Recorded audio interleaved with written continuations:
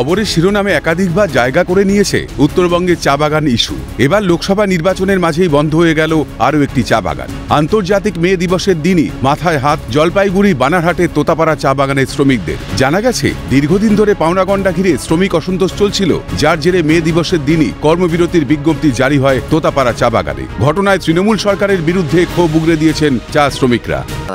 Payment दिया, उस समय पेमेंट आया लेबर सब, तो शाम को पता चलता है कि 7:30-8 बजे तक की बगान बंद करके चला गया। पेमेंट लिए।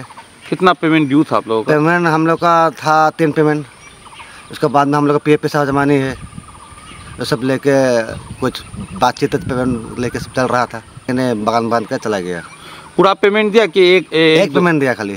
एक पेमेंट दिया। 3 पेमेंट था तो एक पेमेंट दिया और चला गया। इसमें देखता है सरकार का कोई भूमिका नहीं है। TMC सरकार बागान चलाने में, मतलब बागान को देखने में लापरवाही बरत रहा है। बागान के ऊपर में कोई आंख नहीं लगा रहा है।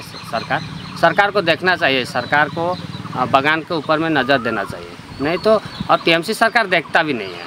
জানা গেছে PF গ্র্যাচুইটির পাশাপাশি 3 কিস্তির মজুরি বকেয়া আছে। গত মঙ্গলবার চা শ্রমিকদের বকেয়া মজুরির এক কিস্তি মিটিয়ে দেওয়া হয়। এরপর গতকাল রাতেই কর্মবিরতির বিজ্ঞপ্তি জারি হয়। যদিও ভোটের পর সমস্যার সমাধানের আশ্বাস তৃণমূলের।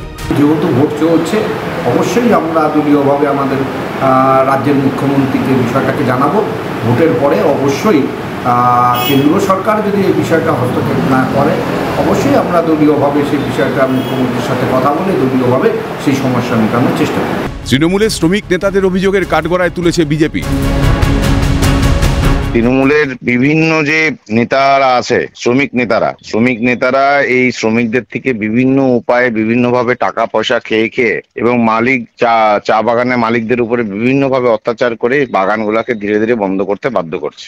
এদিকে তোতাপাড়া চা বাগান বন্ধ হওয়ার জেরে বিপাকে পড়েছেন 830 জন স্থায়ী চা শ্রমিক। আগামী দিনে পেট চালাতে নতুন কি করবেন সেই চিন্তায় চা শ্রমিকরা। এখন লোকসভা ভোট সম্পন্ন হওয়ার আগে চা বাগান শ্রমিকদের ভাগ্য সহায় হয় কিনা সেই দিকেই তাকিয়ে রাজ্যের সাধারণ মানুষ। জলপাইগুড়ি থেকে ঝিলাম দেবের রিপোর্ট, ক্যালকাটা নিউজ।